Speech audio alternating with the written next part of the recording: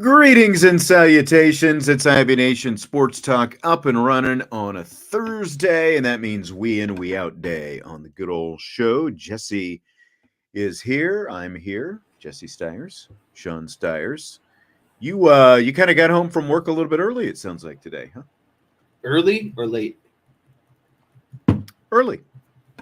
Did you get home? Well, earlier maybe than expected, I guess. Yeah, I got home like 30 minutes ago-ish. Okay. But I thought I was going to be pushing close to the start of the show. Did you stay up and watch any draft last night? I did not. I was watching I was pretty entangled in a sports bet last night. So I was watching stuff with that. I was completely uninterested. Well, there's no the NBA draft class this year is just not very strong as is. The only thing I was interested to see is if maybe Bronny would go round one, to be honest with you. That obviously didn't happen. Do you just want to go ahead and break the news to Salty and Joe and everyone else right now? Promises not kept. No, this isn't. This is your doing, not my doing. My doing? You overpromised. Oh, you said you were gonna know. You overpromised by agreeing to. That's not true. To do some whiteboard. You said you were gonna do whiteboard, and then something came up today, and you can't do it now. Usually on the days of whiteboard, I come home a little early.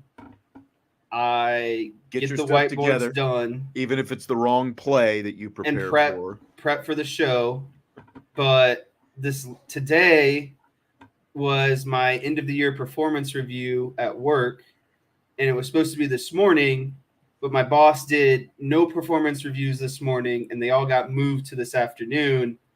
And so I left my performance review straight from work and got here around like 4:30. So. And this is the only acceptable answer to why Jesse can't do the whiteboard today.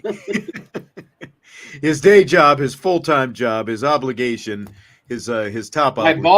My boss. That's right. And I the had boss a meeting. Calls, we all know, we all answer to somebody, right? And Jesse had to answer to the boss at work. But I got a promotion and a raise. Yeah, I was going to say, things went well, so congratulations. Thanks. Even if you ticked everybody else off, like everybody else, drink up because you'll be waiting a while. So my performance review at the standard job went up. The performance review for this job went down because there's no whiteboard today. Yes, absolutely right. Absolutely right. Ticking everybody else off. So, hit the like button anyway, even though there's not going to be whiteboard today. He'll make up for it. He'll bring it in next week. We will have whiteboard next week, right? Yeah. Okay. Just making sure. All right. Hit the like button. All questions, of course, for today's show submitted on the Champions Lounge. You can still probably try to slide some in there. I think DJ slid a few in at the end, just as I was getting ready to check in for today's show. So slide them in there. Your we in, we out questions. We'll, of course, have a rapid fire later as well. And looking forward to all of it. Let's just get going right now. From Played Like a Champion today, pass protection will be significantly better this year, even with new starters on the offensive line. I guess I need to put these up there. There we go. So start with that one. We in, we out on that. Better pass protection, even with new starters on the offensive line. I'm going to say out when you lose two guys who were drafted amongst the offensive line, and one of them was a top 5 pick. I think it's hard to say that you're going to get better. I know this is pass protection, right? So it's only one aspect of being an offensive lineman. But for my rationale, you lose two guys who get drafted. I don't see a way that you can be better. I don't. Maybe the better way is there's not a significant fall off from last season, but I don't know if I can use the word better. I agree with that. I don't think that it can get better because of what you're talking about.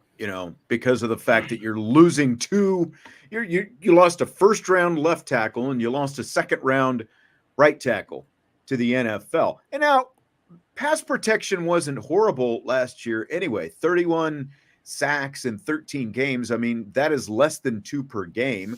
And as we've talked about, like I guess it works the other way, in terms of the sacks that Notre Dame will get. Still, you're playing 2 service academies, you're playing a pair of MAC teams, so that does help you out, I think, what you would expect in terms of teams getting to your quarterback. But I just think by definition, because of the quality of the guys that you're losing, I don't think that it can be better. I think it can be roughly around the same place. I think it's still going to be pretty solid, but I don't think you're going to see vast improvements because of the kind of top tier guys that you're losing in terms of your top pass protectors. So I've got to be out on that as well. But I still think, all in all, it's going to be pretty good. I don't think it's going to be horrible by any means.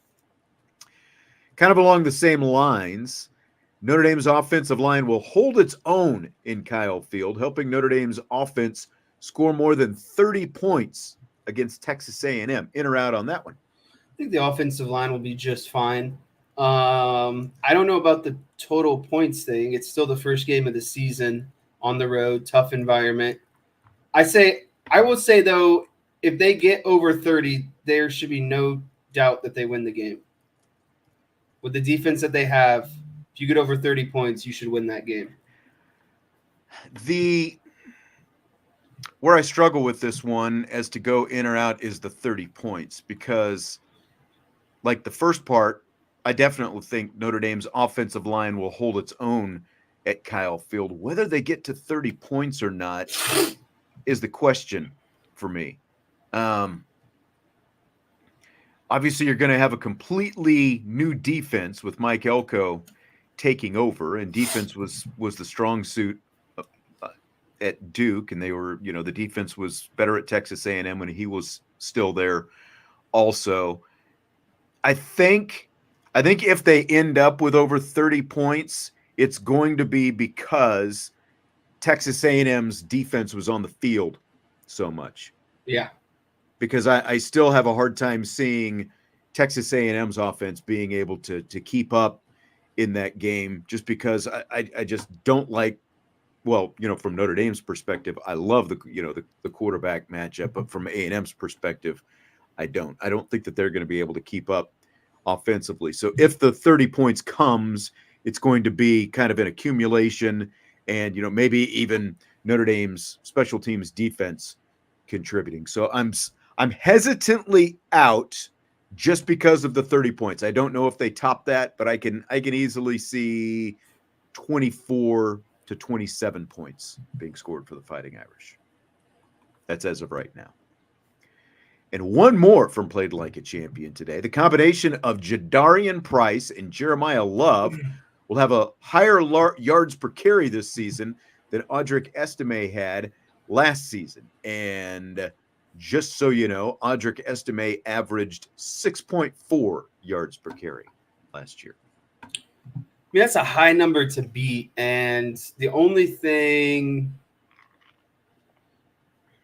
that has me trending towards is that these guys are a little bit more quick twitchy, a little bit more explosive. Mm-hmm. But the thing is that to me, that's counterbalanced by Audric Estime's ability to break tackles and just be really hard to bring down. He is tremendous at yards after contact. And it's not to say that he didn't have some of that quick twitch and speed to him as well. It just kind of took him a little bit longer to get up to top speed, right? I'm just going to have to say we out, but I think it's going to be close.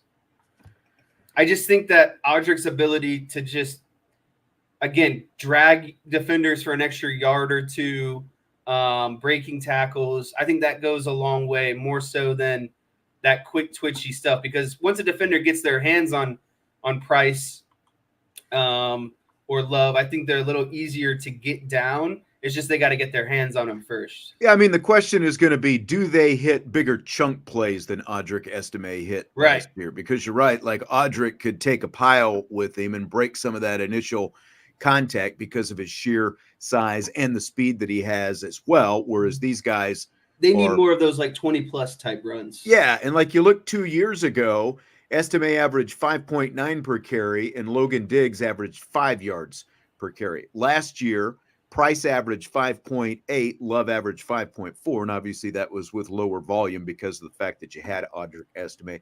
I think I see them both around the 5.5 to where Price was last year at 5.8. I don't think that they get up. Maybe even touching 6, but I think 6.9 is going to be tough, especially for both of them. I could see one of them around 6 yards per carry and the other just under 6 yards per carry. So I've got to be out on this, but I think they're both going to have really good overall numbers this year.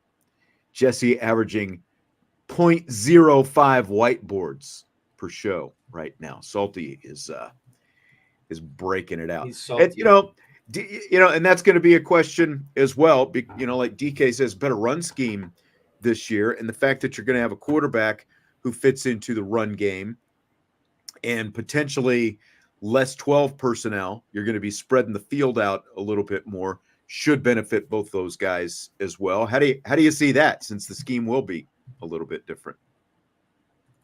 And that's something, like Marcus Freeman, when he spoke with the media a few weeks ago, talked about, hey, we've got to make opposing defenses pay when they load the box. They loaded the box last year, and there were a lot of times they didn't make them pay for it. Yeah, I mean, that's what ultimately you hope bringing in Riley Leonard is going to do for you. It's going to force teams to neutralize the box. If they want to go loaded box, Riley Leonard should have the ability to, and the wide receiver core, to beat them.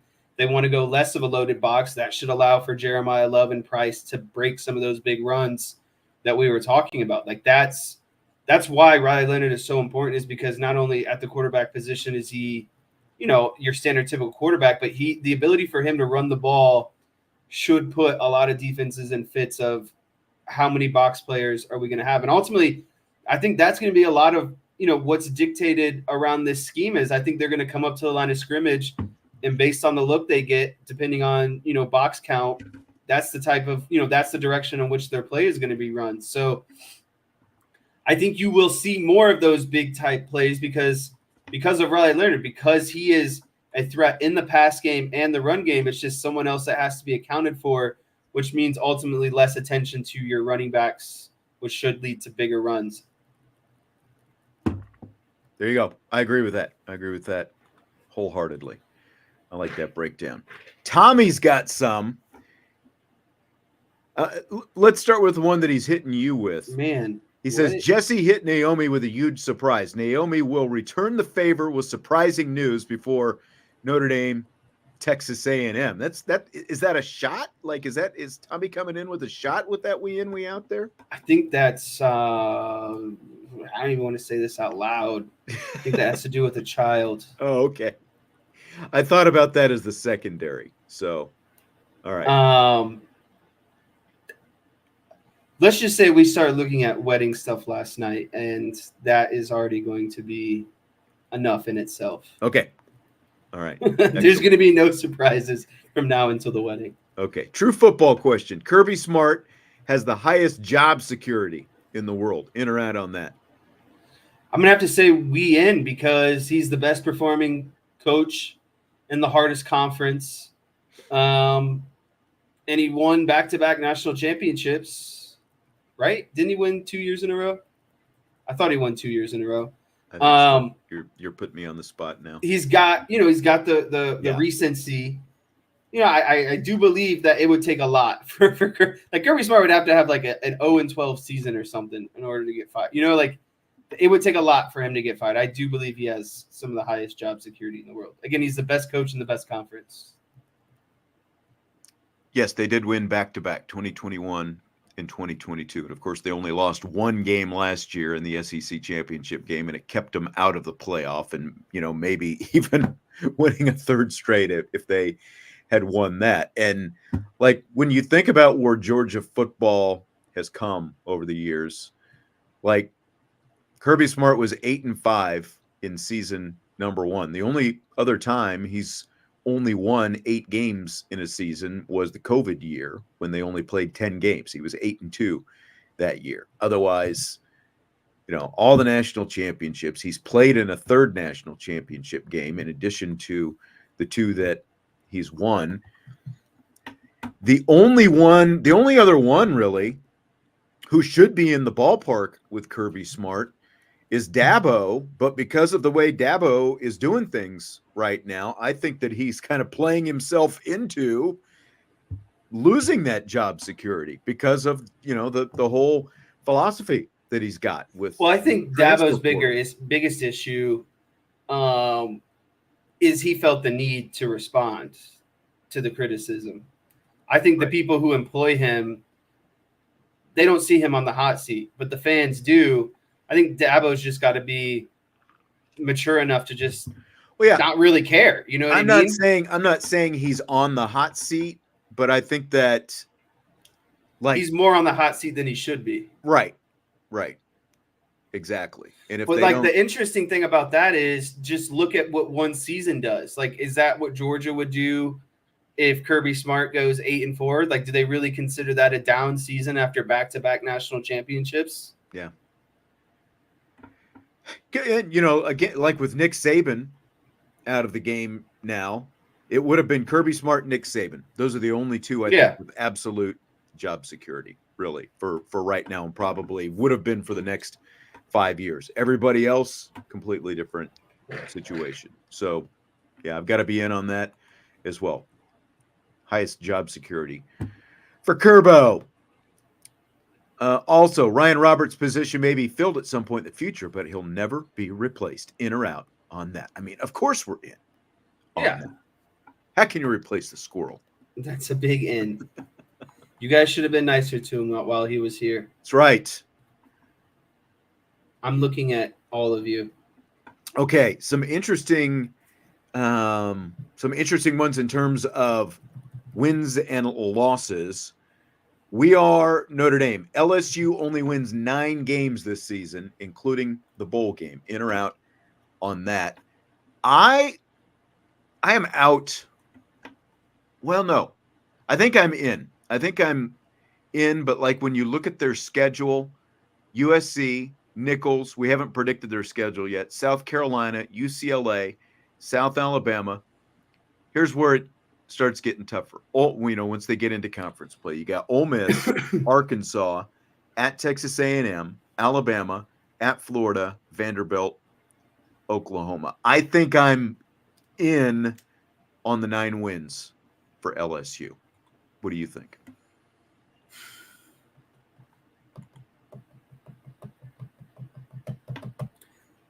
It's either 9 or 10. I'm just going to say...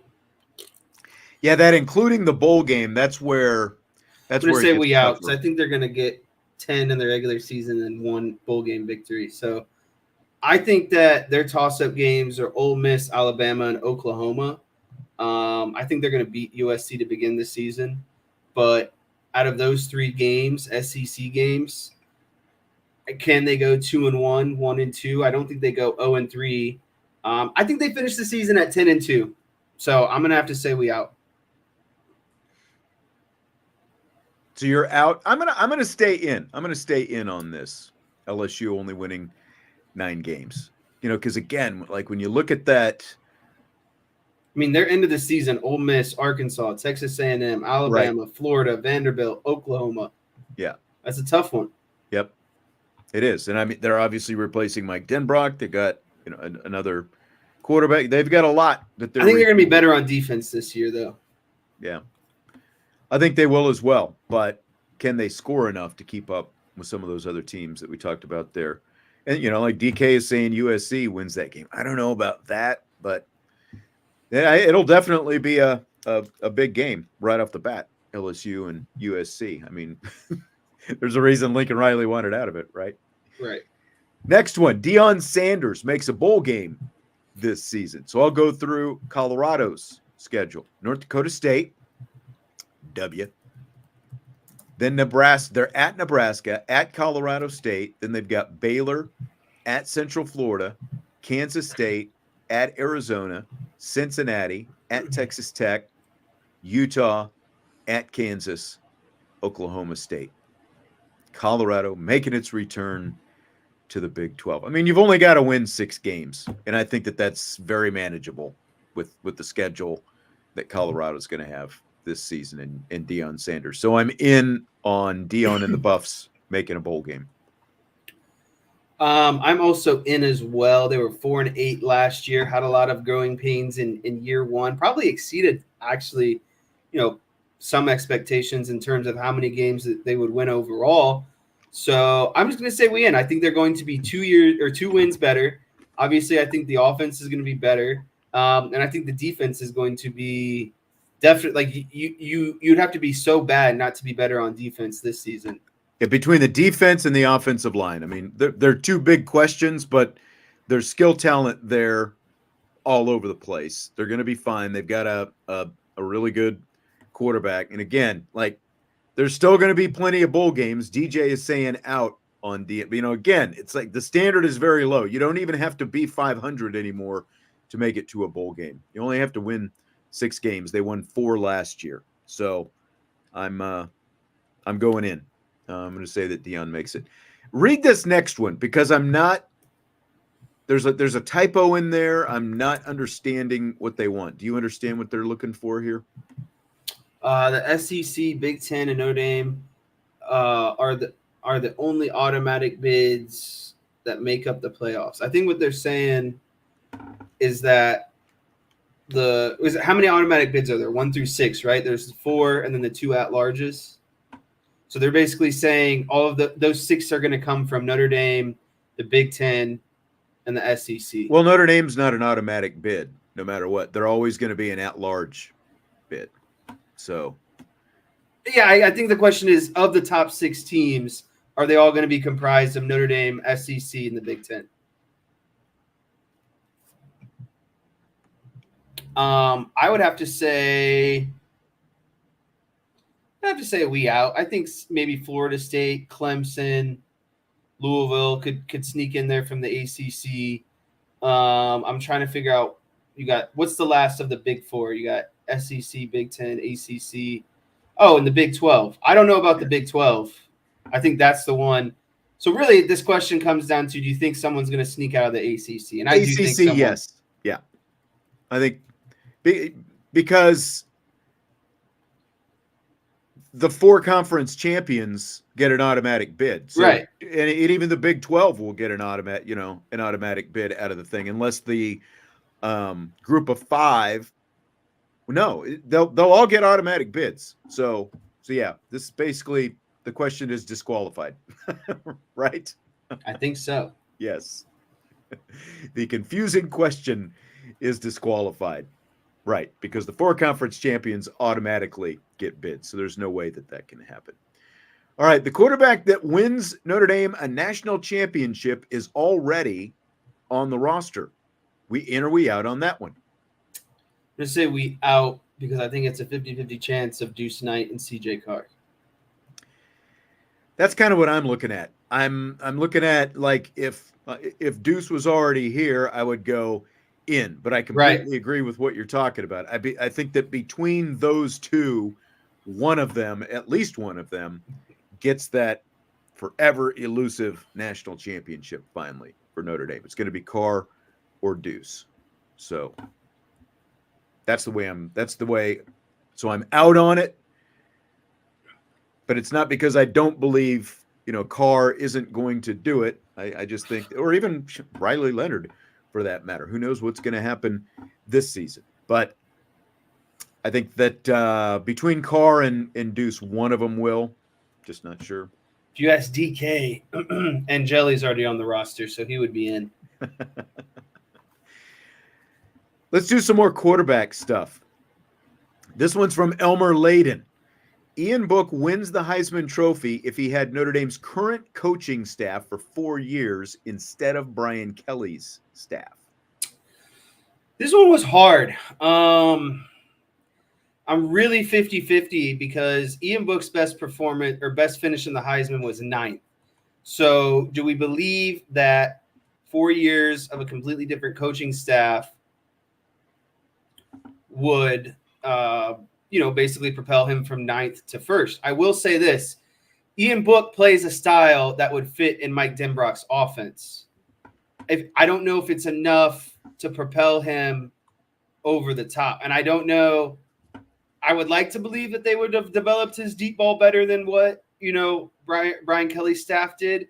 But at the end of the day, a guy's either got an arm or he doesn't. I don't know how much of teachable a downfield read and ball would have been, dependent on staff. And so to make that kind of big of a jump from the 9th best to the 1st best, I'm just going to have to say we out because of statistically. Yeah, so Book, just as a refresher, he was, of course, the starting quarterback from 2018 through 2020. So he had 3 seasons. And, of course, he played in 10 games the year before that when he was kind of not sharing, but in there as well, along with Brandon Wimbush when Brian Kelly decided to go with the Ian Book package down in the red zone and all that kind of stuff. But so he was the starter those 3 seasons, 18, 19, and 20. Chip Long was his offensive coordinator in the 18 and 19 seasons. And then Tommy Rees took over as offensive coordinator in Ian Book's final season in 2020. And I don't think that Chip Long was completely as beholden to all of Brian Kelly's, sort of teachings and philosophies and things like that, and the way Tommy Rees was, because of, he came with more experience. He had been around a little bit already, whereas Tommy Rees was definitely much more married to the, to the Brian Kelly way of doing things. I think that, so before I get, even more long-winded about this whole thing, I'm out on this because of some of what you were talking about. Ian Book was still Ian Book, and the deficiencies that Ian Book had were still going to be Ian Book's deficiencies, regardless of who the offensive coordinator was, and who the quarterback coach was, whether he had.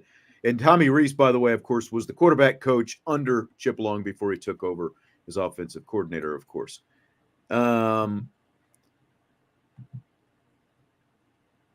How much of him not pushing the ball downfield was because Brian Kelly didn't trust him to push the ball downfield, because Brian Kelly emphasized that ball security, which he should, which any good coach would, because how much of it was beat into his head, don't turn the ball over, that kind of thing. I think that there was some of that, but at the same time, you're right. Either you have arm strength or you don't. Either you trust yourself to let it rip downfield or you don't. And I think a lot of that was Ian Book, because Ian Book left Notre Dame and went to the NFL. And right now he's a practice squad player in the NFL. You haven't seen it change any, just because he's left Notre Dame, he still had a good skill set. That's the biggest thing with him. I think the other side of it, and I think that I saw this on someone responded to this in the Champions Lounge today. The greater question becomes, if this staff is in place instead of Brian Kelly and his staff, and you've got Phil Jurkovec and even Brandon Wimbush on the roster still, does Ian Book even get the opportunity to play? Probably not.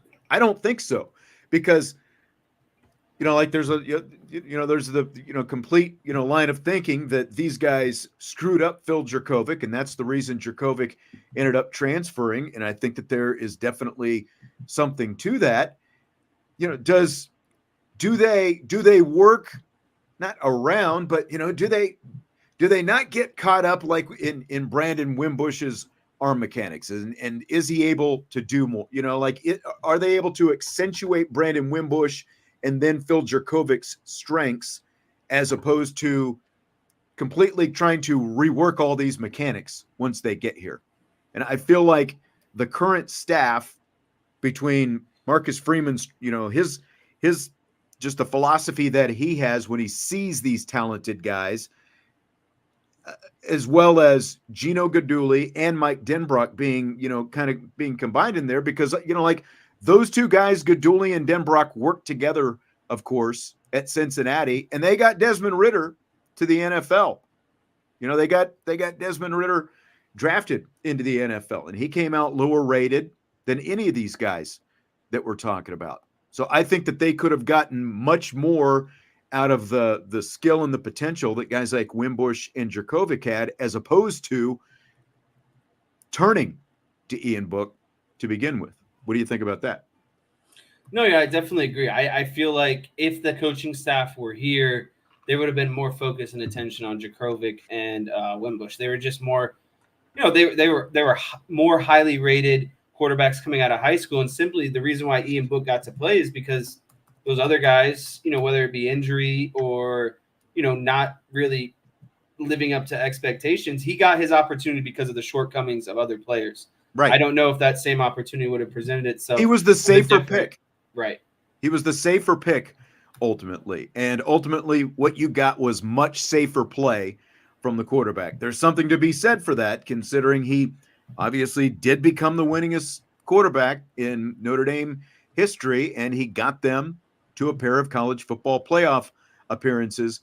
But in each of the 2 years, and we've talked about this before, in 18 and 20, when you look at the four quarterbacks who were in the college football playoffs those 2 seasons, he was far and away at the bottom of the list in terms of those guys. Like, and you look at what they're doing right now, like Trevor Lawrence, twice, so what did you put up here, Jesse? What is this that you put up here? This is the top 10 for the Heisman that year. Someone asked. Trevor Lawrence was second. Matt Jones was third. Kyle Trask was fourth. Zach Wilson was 8th. So that's 4 quarterbacks ahead of Ian Book. Do you really think he was going to do enough to surpass Matt Jones and Trevor Lawrence? Right. Probably not. Yep. Absolutely. I mean, a good question, but I've got to be out on that. So, again, I think that there's a greater chance that Ian Book doesn't even see the field if you've got the current coaching staff with guys like Wimbush and Jurkovec on the roster at that point. Joe, after C.J. Carr procures the backup spot this fall, both Steve Angeli and Kenny Minchey jump to the transfer portal, leaving Notre Dame to go to the portal again, but for a backup, and or bring in Anthony Rizak off the walk-on squad. In or out on that? I'm going to say we out. I don't think Angeli and Minchey are going to jump. Honestly, I can see Minchey jumping potentially when Deuce Knight gets here. If he hasn't, essentially rose amongst the ranks. I just don't see Angeli transferring either. You think he rides this whole thing out even if he gets passed up on the depth chart? I do. I don't know. I don't see it. I definitely don't see a world where both of them are gone.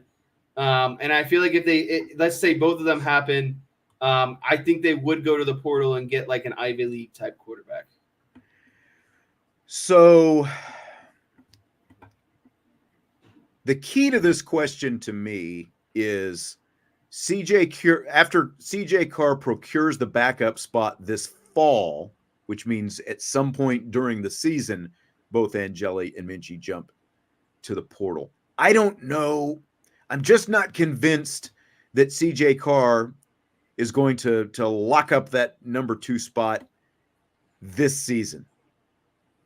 You hear the stuff that Gino Guidugli was talking about, Steve Angeli this past spring, and he was talking about Angeli can be the guy. And he's talked about the growth that he's seen in Angeli. Obviously now we didn't see nearly as much of that in the 2 fully live opportunities at the end of the spring in the Jersey scrimmage and then the blue gold game out of Angeli compared to what Guidugli and Denbrock and Marcus Freeman were able to see out of them in closed door practices this spring. So I'm out on this simply because I'm not fully convinced that Carr is going to overtake Angeli this season. But I think by this time next year, CJ Carr is going to be that guy. In other words, by the end of next spring's practices, CJ Carr is definitely going to be the number one. And at that point, I would have pretty high confidence that Angeli and Minchie would hit the portal at that. Now, I should probably reel that back. Then at that point, it's going to be, where Minchie is in terms of his degree. Does he value getting that degree? That kind of stuff. Like Sloppy Joe is saying out because he thinks Angeli is a Notre Dame guy.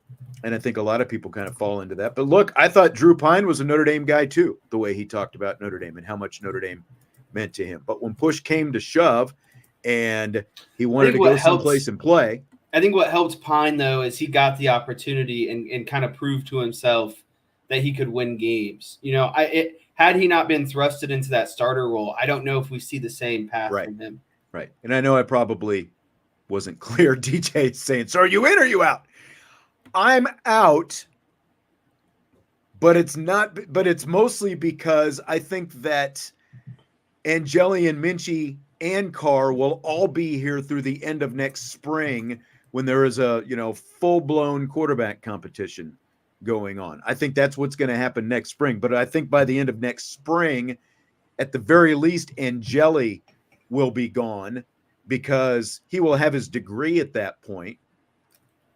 Because he'll be here 3 years, and all these guys are on a 3-year track to get their degree.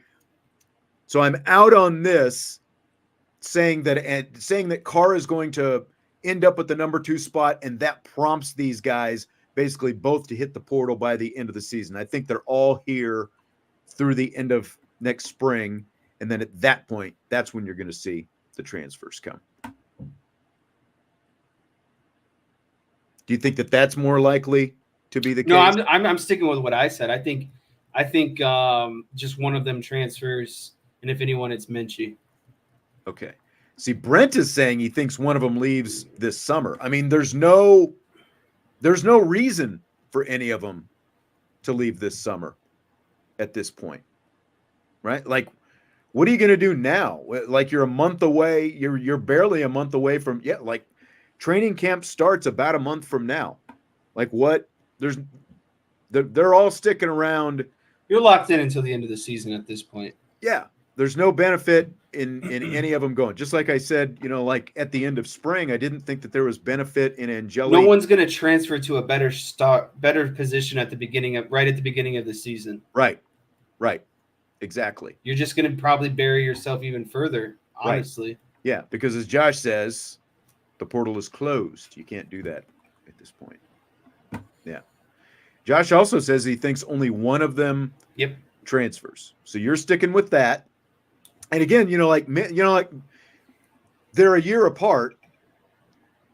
Angeli is a year ahead. So by this time next year, he'll have his Notre Dame degree. And if he doesn't come out of next spring as the number 1 quarterback, then at that point, I think that there is ample reason for him to hit the portal. The question will be with Minchie if he is behind CJ Carr, and I think that he will be by this point a year from now. Does he hang around for another year to get his degree and then, potentially hit the transfer portal? So I'm out on this because I don't think that Carr overtakes Angeli in the course of the season.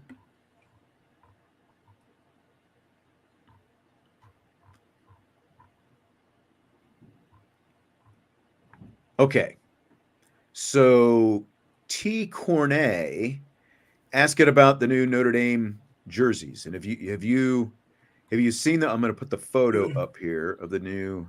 Yeah, I saw the bookstore picture. Right. So here we go. In or out on these jerseys? They are blue. White numbers, gold trim, gold interlocking ND on the sleeves. In or out on those? I'm out on these, but I don't think that this should necessarily be a big deal. These are these are fan-made jerseys. These aren't the replica jerseys. These aren't the same. No, these are the replica jerseys. They're not the real jerseys. Right. So like these aren't the ones that you're wearing on the field. Obviously, the ones on the field look different. These are more like the fan jerseys. I don't necessarily. The only thing I don't like is the big block ND on the sleeve. If they got rid of that, I would be in on everything else. I don't think that they've never done that on the regular jersey. I think it sticks out. I think it's just kind of there. And so that's the only thing I'm out on. If they got rid of that nasty block ND on the sleeve, I'd be in.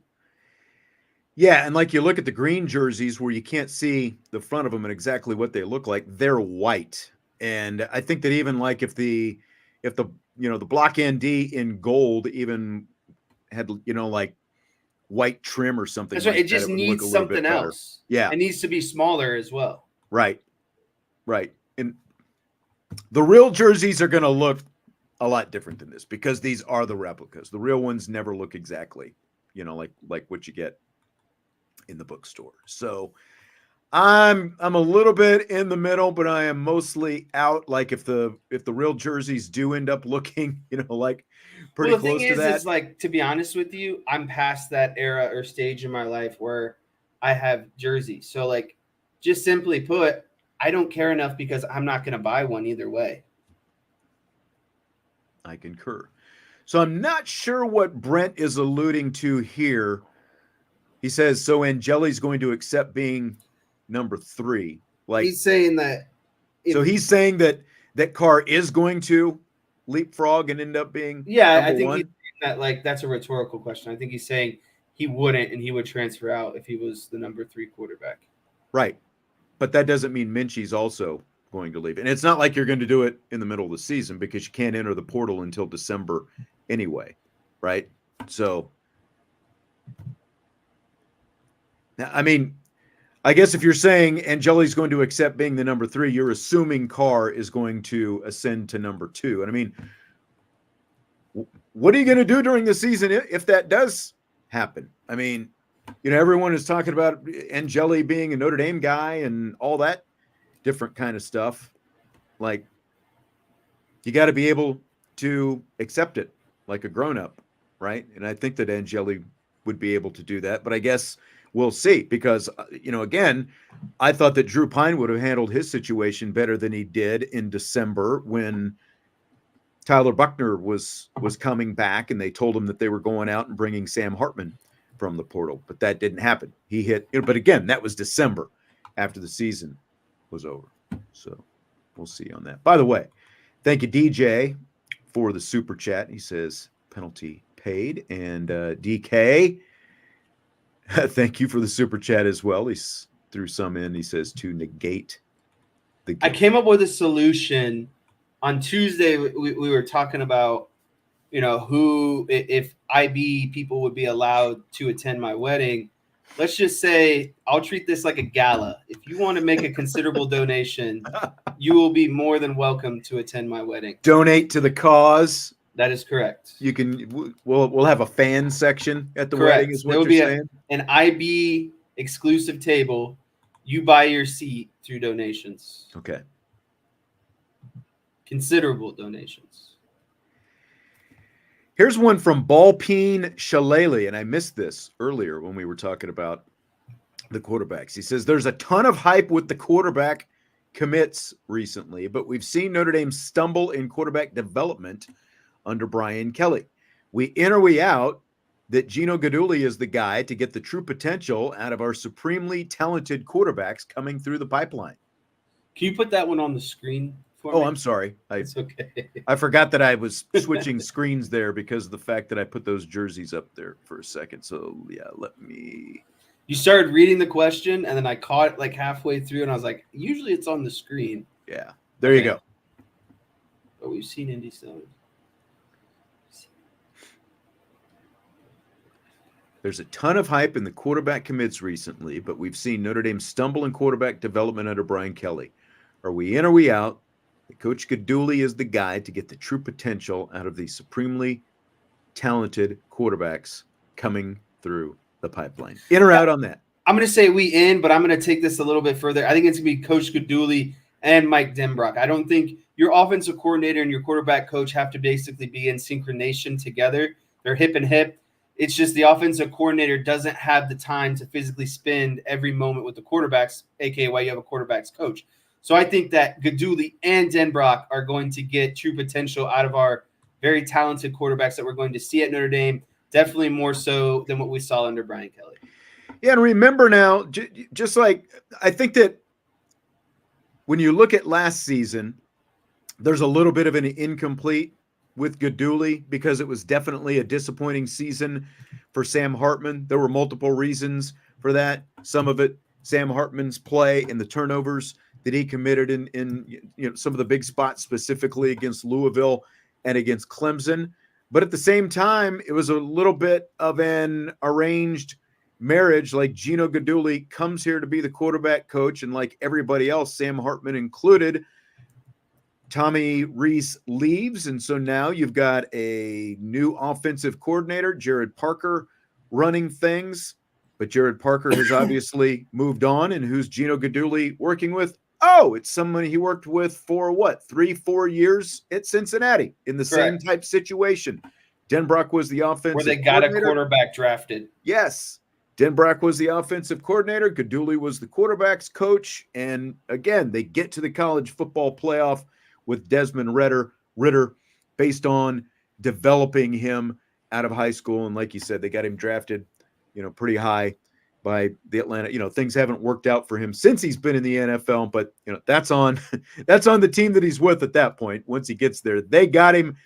They got to the college football playoff with that guy working together, Denbrock and Gaduli. So I'm totally in on this. I think that this is a great combination when you look at the track record that both of these guys have. And again, when you go to their time together, that I think it's a really good situation to be in for these uber talented quarterbacks coming out of high school now.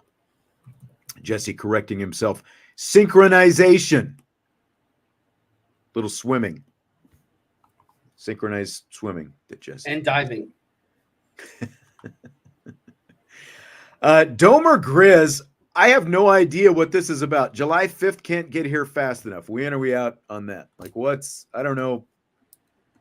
I don't know what July 5th is. I'm going to say we in on that. That's next Friday, day after 4th of July. I think that puts us at like 2 months out from the season. But most importantly, I'm getting a mid-year bonus on that day. So well, good for you. We can't wait. We in on that one. So I guess you definitely in on that one. Oh, that's right. There's a recruiting announcement coming. That's right. That's what that's about. That's what that's about. Announcement on July 5th. So absolutely. I know everyone's on pins and needles. So I'll go in on that one as well. Ballpeen Shillelagh. This will be the most fun season to watch Notre Dame football in the past decade. In or out on that? I'm just trying to remember 2014. That was the national championship. 2012 was the national championship season. Even then, they were fun to watch, but it also was not so fun to watch because every game was coming down to it at the end.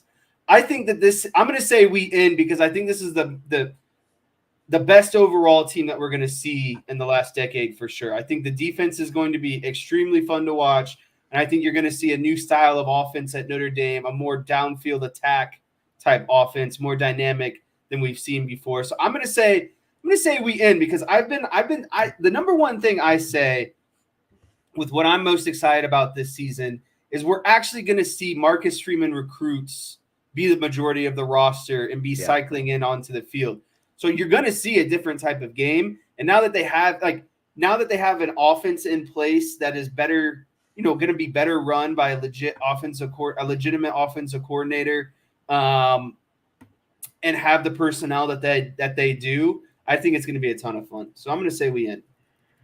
Yeah, I'm in on this as well. I think it's going to be and that's saying something, I think, considering that they did get to the playoff in 2018 and 2020. I think that there were still a lot of frustrations in that.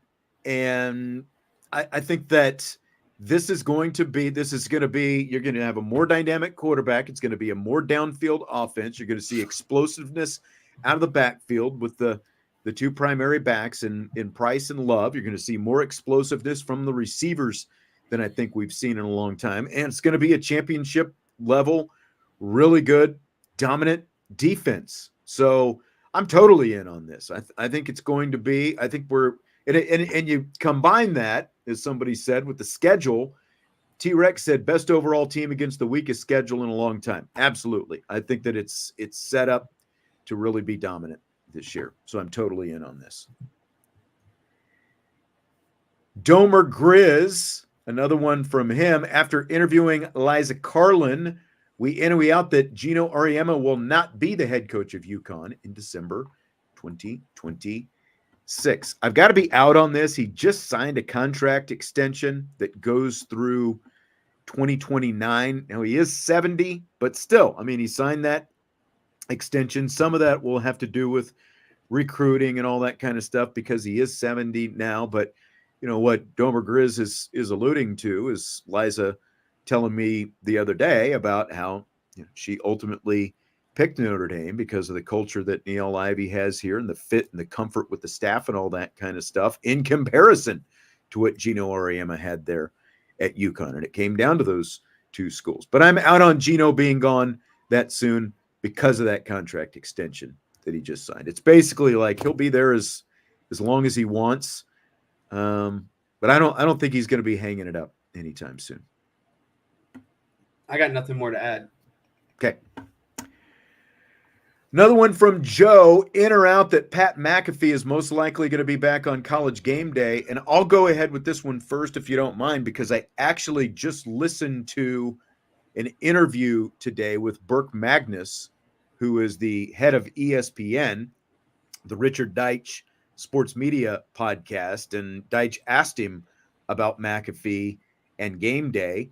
And Magnus is very confident that McAfee is going to be there. I think, if anything, the only thing that's going to keep McAfee off Game Day is if McAfee doesn't want to be on Game Day, because he's got his daily show, obviously. He does the pro wrestling stuff. He does a lot of different things.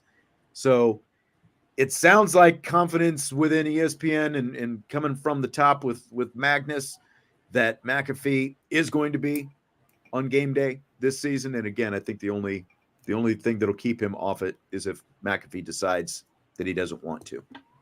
Yeah, I'm going to say that we are definitely in on that. I think that they're just down to some finer details right now. Money, maybe, certain things they want McAfee to do or not do. You know what I mean? Just kind of the finer details is what they're on to at this point. Yeah. Well, and it's going to be, they're adding Nick Saban to the mix this year.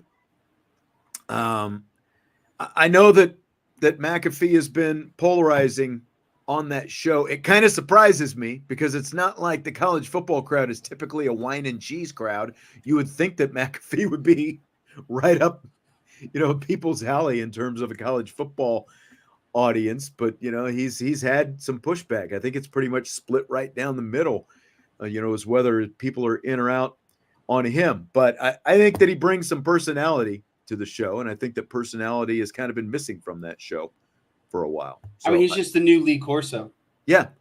And like young, people in your age demographic, go for him. And that's what they're looking for as well. They need to skew that thing younger. Oh my gosh. The other day I was watching, I love this moment, and it was such a Pat McAfee moment. I can't remember how it popped up. I think it was because people were talking about like the potential of not having McAfee out again this season. But do you remember the SEC championship, Alabama versus Georgia? Right. Where he starts singing the Georgia fight song and he's leading all the fans down, and then he crushes them at their hearts and he does like the old Alabama like Roll Tide chant. Uh-huh. You know what I mean? It's just like that's what you need out of him. That's what you want out of him. Someone who is just stirring the pot and getting the people going, and that's exactly what he does.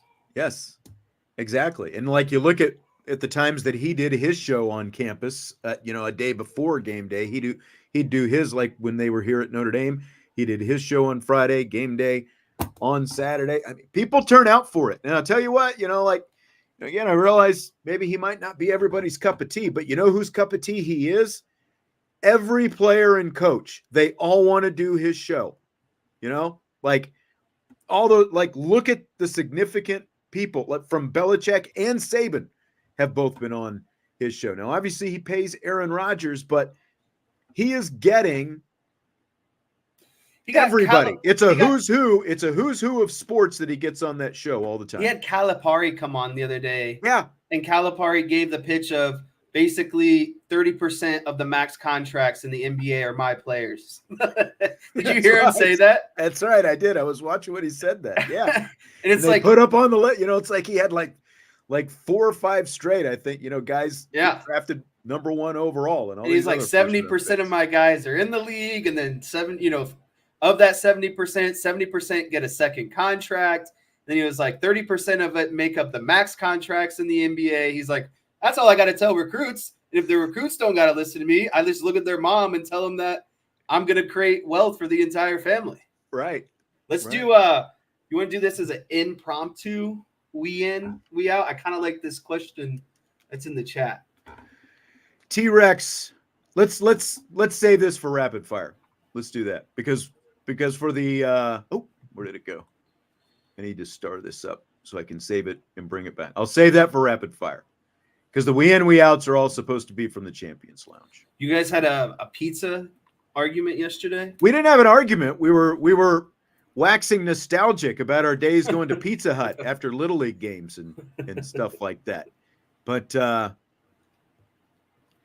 the comment that played like a champion says Chicago-style pizza, though delicious and beloved by many, is not pizza. It's thick bread with cheese and sauce and toppings. And then someone else followed that up. Better yet, what is true Chicago style? It's hotly debated. Some would say deep dishes for tourists and that real Chicago style is thin crust tavern style. So where are you on what is Chicago style and is deep dish pizza? Like where do you stand on deep dish pizza? Yeah, I mean, I'm a believer that a hot dog is a sandwich. So I'm definitely going to say that deep dish pizza is pizza. You have the components of what pizza is, just like you have on a hot dog, a components of a sandwich, 2 pieces of bread with some meat in the middle, right? So I'm going to have to say that true Chicago style pizza is the deep dish pizza.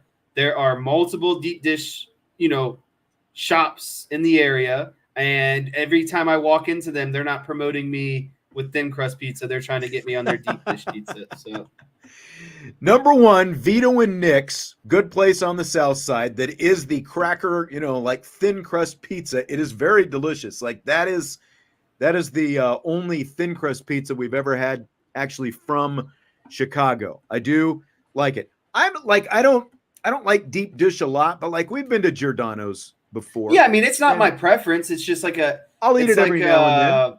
It's an indulgence every now and then. Right.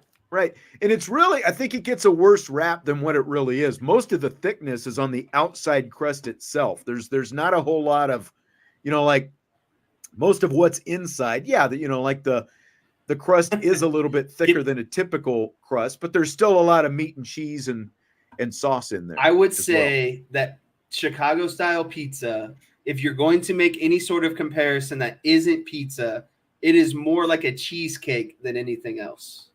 Okay. I don't disagree with that.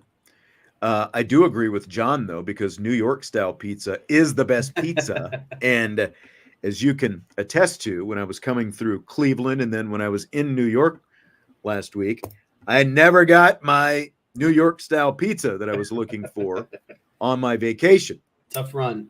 Yeah, it was. But I had to settle for Detroit style pizza. That's the one I prefer for sure, is the New York style.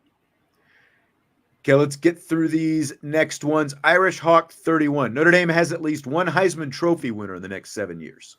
I'm going to say we in. I think either Carr or Deuce gets it done. I agree. I completely agree. I think between one of those two, at least one of those guys is going to do it. We're finally going to see a Notre Dame Heisman Trophy winner, and we're going to see a national championship. Now, DJ threw a whole bunch up there, so we'll kind of go through his in rapid fire style. Miami wins the ACC. In or out on that? I'm going to say we out. I think Clemson hops back into the driver's seat. Yeah, I'm out on it as well. I think it'll be Clemson or Florida State that ultimately wins the ACC. Still kind of working on a Florida State guest, by the way. We'll have him in a couple. He's on vacation right now, but we'll have him within a couple of weeks, so we'll get to talk a little bit more specifically about Florida State and kind of what they've got. But Miami's got to show me something first, so I'm out on that. Penn State loses 3 games in the regular season. In or out on that? I'm going to say we out. Looking at their schedule, they have 3 opponents that I would be like toss up on, and it's USC, USC, Washington, and Ohio State. I think they might be fundamentally better than USC. I think Ohio State and Washington will be tough. I think Washington's actually going to be a little bit more down. Yeah. So I think you see Penn State at their usual 10-2 this season. I agree. I like looking at their schedule. It is not overly difficult. They've got they go to USC, they host UCLA, they've got Ohio State. Wisconsin's the wild card game for me. Yeah, for sure. They don't have to play Michigan though this year, so that benefits them. So I'm gonna be out on this. I think that they're gonna end up being a 10-2 team and at least be in the conversation for a playoff by the time it's all said and done. Another one from DJ. After Game 5, Cade Klubnik is benched and Chris Vezina era begins. In or out on that? I mean, Vezina was, if I'm not mistaken, I'm looking at his profile right now. He was 103 overall, the 10th best quarterback coming in. I mean, what do you expect? Clemson had a dynasty. They're going to continue to get good recruits.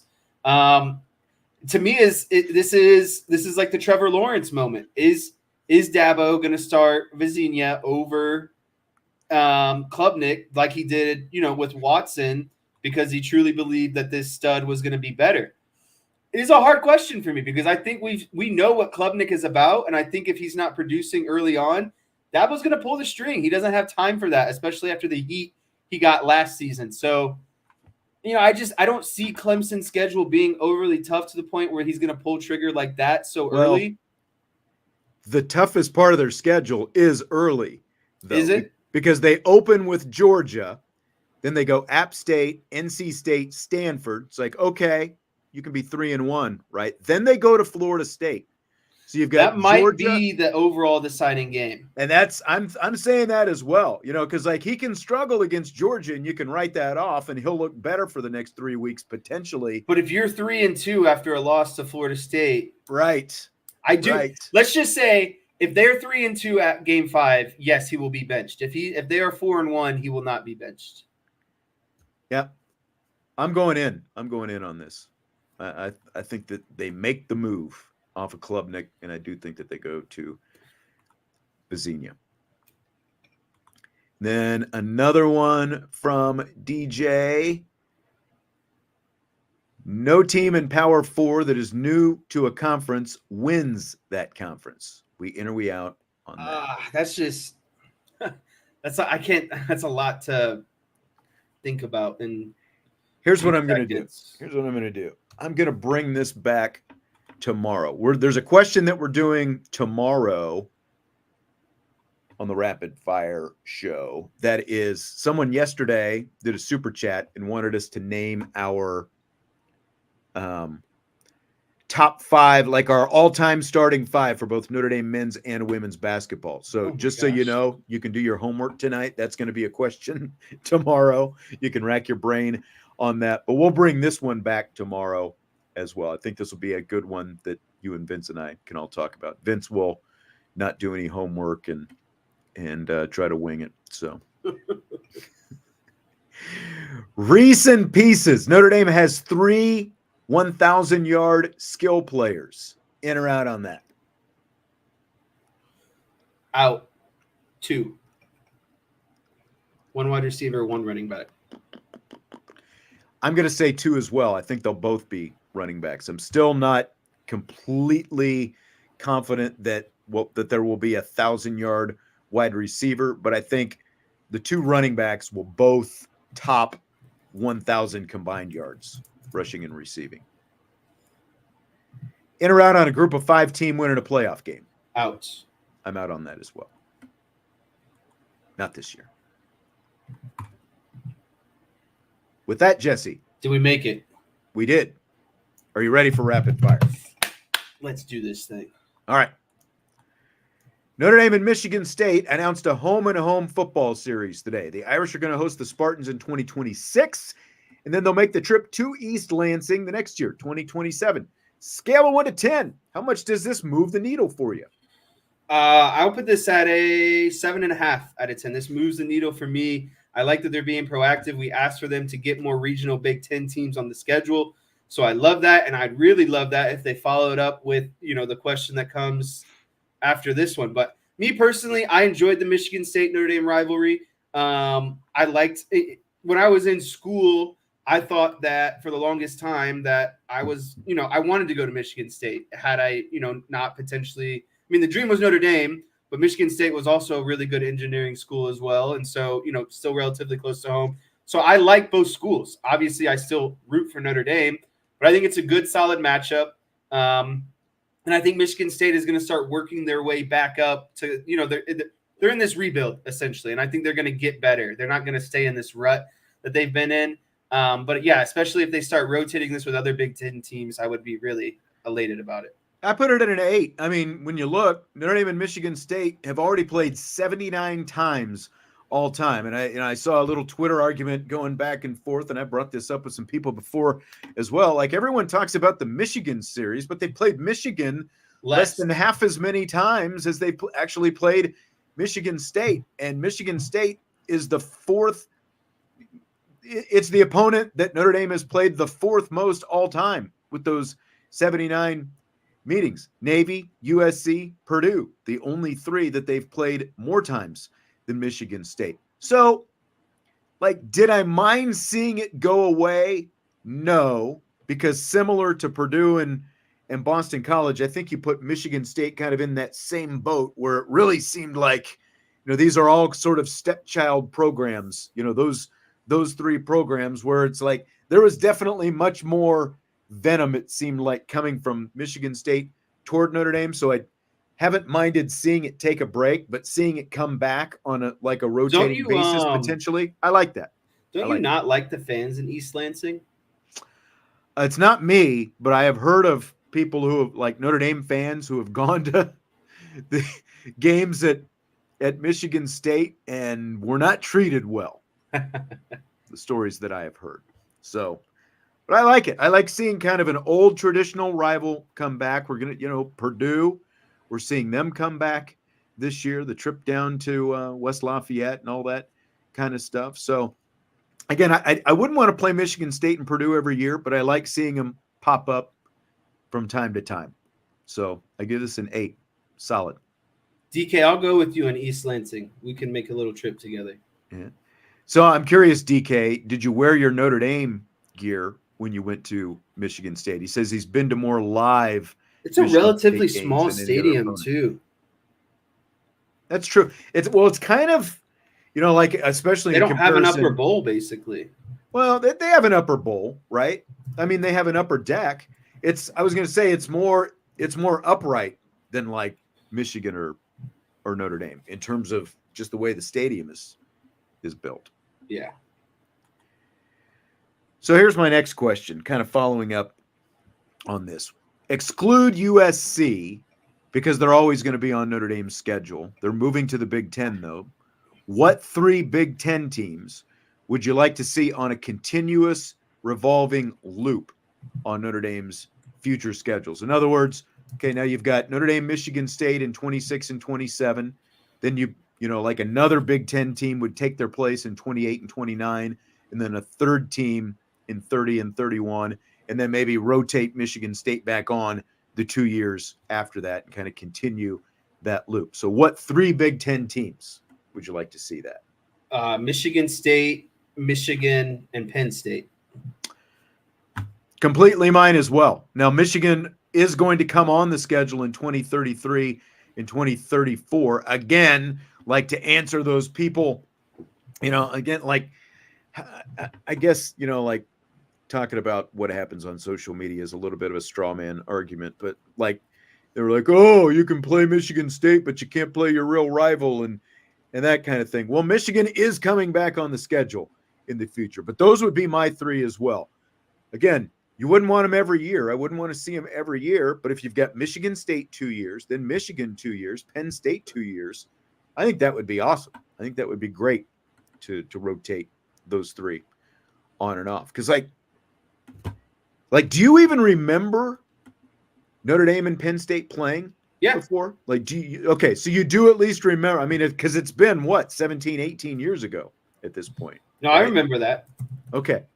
So you do remember it, but it's been a while since it happened.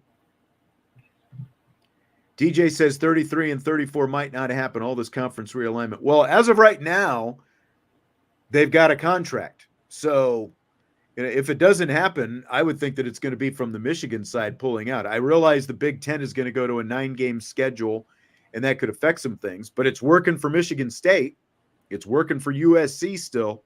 So they do have a contract. I guess things could change, but as of right now, it's on.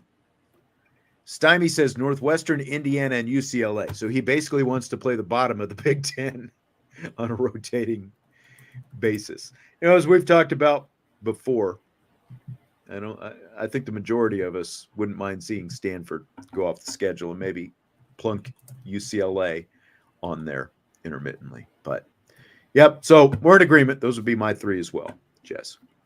I'm going to bring in the question from T-Rex that you were about to put up there earlier. He says, please discuss why Texas A&M is favored. Losing that game is inexcusable. In fact, Notre Dame should be favored in every game this season. What do you think about that? Texas A&M is favored because if you saw this week, EA Sports and their releasing of the game said Texas A&M is the toughest environment to play in, ranked number 1 out of every football team in the nation. I think that plays into it. And the second part that plays into it is Notre Dame is on the road, and it's the first game of the season. There's so many uncertainties. Yes, we can believe that Notre Dame's offense is going to be great and better, but until they go out there and actually play and do it, it's just all hypotheticals. And even though Texas A&M didn't live up to their expectations last year, the slate gets wiped clean. They have all the recruits to do it. They have what you would hope, a better head coach and more structure. So again, when you combine all those things, mainly being on the road in the toughest environment and the uncertainties that come with playing the first game of the season, I think that's why Texas A&M is favored. Do I agree with it? No, because on paper, Notre Dame's a better team. I'm just giving you the rationale for why it could happen. I think that Notre Dame's struggles on the road last year probably play into this. That is one of the bigger macro questions I think that Marcus Freeman has to answer going into this season after the eggs that they laid at both Louisville and Clemson last year. So I think that probably plays into it. The fact that A&M is a tougher environment, like theoretically even in Louisville. Yeah. Whether or not they're actually the toughest place to play in the nation, I don't know if I'm completely buying that. I haven't been to all of these different places, but I've seen some writers, some national writers respond to that list, and most of them put LSU, Georgia, Alabama, those kind of places much higher on their list of toughest environments to play in than Texas A&M. But Texas A&M is at least, I think, a top 10 environment, so that does play into it. But I think that between the quarterback matchup in this game, Riley Leonard versus Connor Weigman, and the defense that Notre Dame is going to have, I think Notre Dame, Jess, should be a 3.5-point favorite in this game. I don't think that A&M should be a favorite. Even on the road, I think Notre Dame should be a 3.5-point favorite in this game. I bumped Notre Dame up to 5.5. You'd go 5.5 even? Yeah. Okay. 2 field goals. Okay. Or a missed extra point. DK, by the way, says 2006 at Michigan State was one of his favorite games that he's gone to. Such a momentum shift. He was with 3 Michigan State alums. I was at that game, and I don't go to a lot of Notre Dame road games, but obviously that one was a driving distance type game. That was the game And again, this has been 18 years ago, so I don't know if you remember it, but that was the game. It was raining, pouring down rain. Second half, Tommy Zibikowski rips the ball away from the Michigan State player and races for a touchdown the other way. That was like that's the highlight moment that stands out about that game, Notre Dame at Michigan State. But I would agree. That was a fun game. Always fun to see Notre Dame beat Michigan State. So Derek Jeter was named on 396 of 397 ballots when he was voted into the Baseball Hall of Fame. Just one voter left Derek Jeter off his Hall of Fame ballot. This isn't even like, ranking him number one, left him completely off the Hall of Fame ballot. Jeter gets asked about it all the time, but he recently told the SI Media podcast with Jimmy Traina that he doesn't want to talk about it anymore, and that the person who left him off the ballot should be the one who has to answer to it. So my question, Jess, do you buy or sell that Hall of Fame ballots should all be made public? I think every ballot in terms of Hall of Fame, all-star teams, all-pro teams, all of that stuff should be made public. I think that if you consistently make a fool of yourself after being awarded the privilege of a ballot, then you should be publicly scrutinized and potentially have that ballot taken away. Because why do you have a ballot if you're consistently just making wrong or poor decisions? So I do believe that, but I would go further and say, if I had a ballot, this guy wouldn't have been alone, because there would have been 2 votes to keep Jeter out of the Hall of Fame.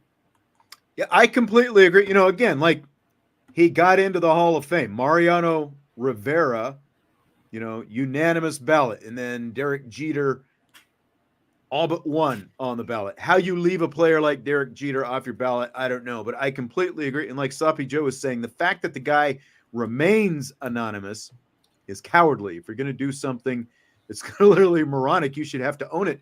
And that's how I feel. Like if you are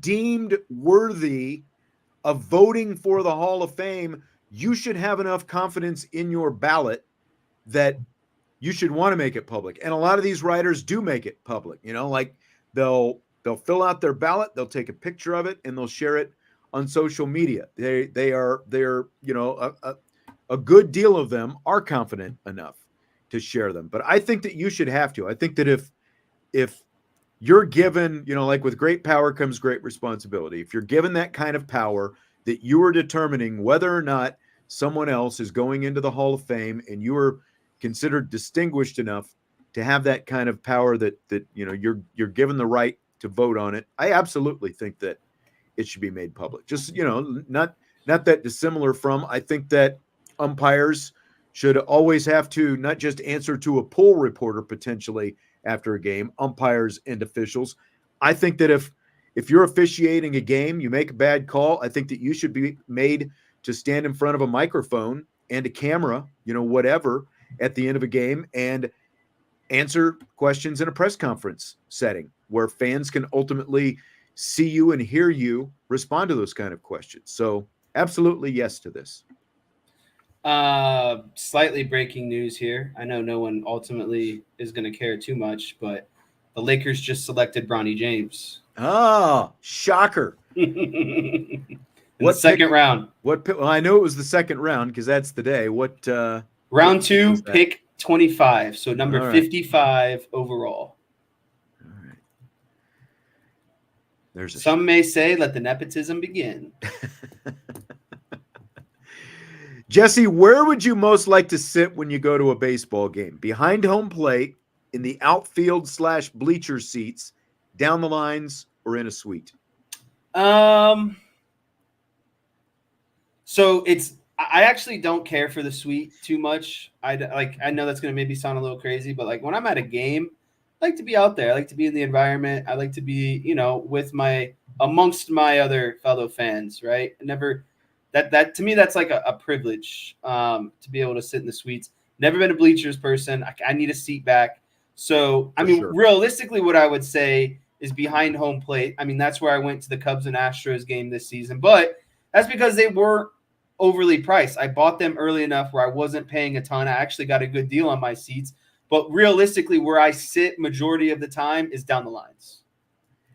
And that's kind of where I would prefer as well. Like not too far down the line. Like I actually prefer, like when we went to the game in Toronto last week, we were probably 30 rows behind the dugout. We're behind the dugout, a few rows up. And I think that's kind of the perfect spot for me. Like when I'm there as a spectator, I prefer, kind of you're up the line, obviously a little bit, but behind the dugout, I think is a great spot. You're close enough where you still kind of see things going on and stuff like that. I don't have to be behind home plate though, and you're right. Like I've got to have seat backs, so I'm not going to sit in the bleachers. And the suite doesn't necessarily do it for me either. I like being out there in the stands and doing your thing.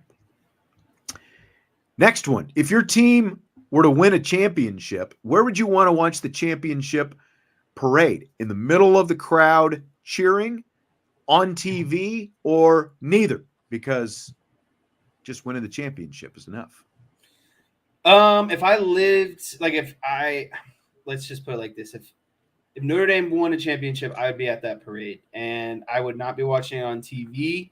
I would be in the middle of the crowd cheering. So I would have to go, and if the Cowboys did it, it would be a little bit harder, but I'd be down there. Would you?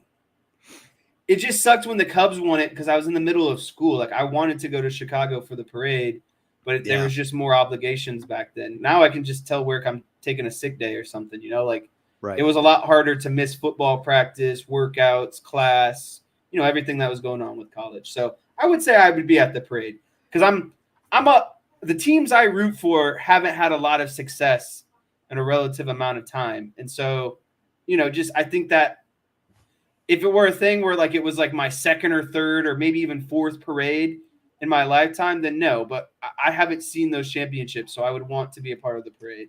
See, this is the answer to me. Maybe you're younger, and maybe when I was younger, I would have had a different answer. But Stymie says neither. I don't do parades, and that's where I would be as well. And like DK is saying, he'll be home with his 18-year-old Scotch.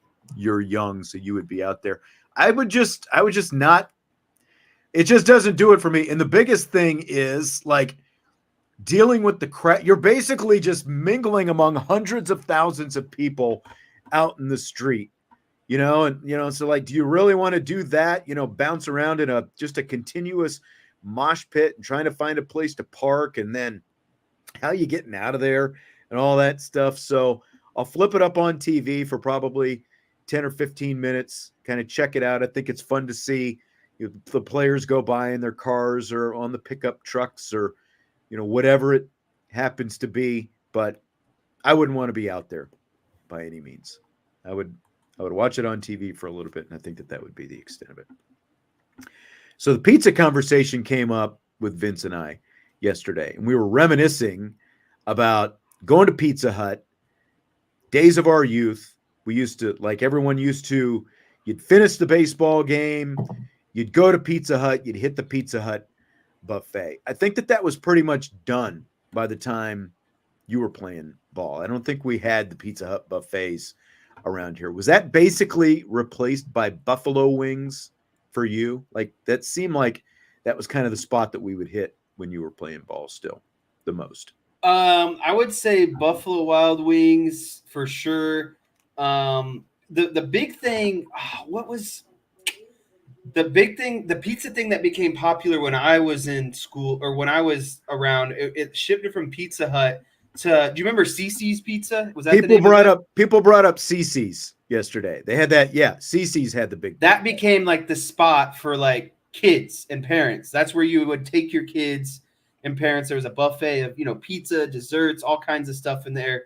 I never personally went too many times and didn't like it, a whole lot.